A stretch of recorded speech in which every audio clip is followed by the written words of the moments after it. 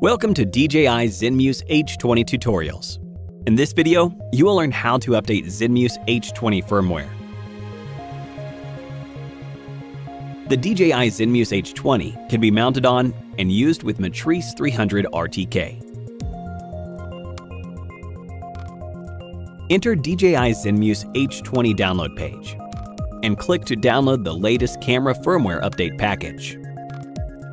Save the camera firmware update package in your microSD card and insert the microSD card into the camera SD card slot. Power on the aircraft and the camera will start self-check, update firmware automatically, and beep throughout the process.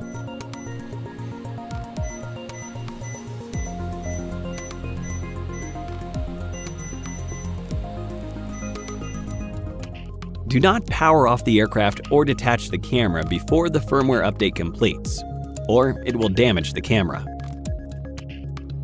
After the firmware update completes, you can check firmware update records by reading the log in the microSD card. You can also check if the update is successful from the result. In addition, you can also update the camera firmware with DJI Pilot app. Attach the camera to the aircraft and power on the remote controller and aircraft. Tap to open DJI Pilot app and ensure network connection is normal.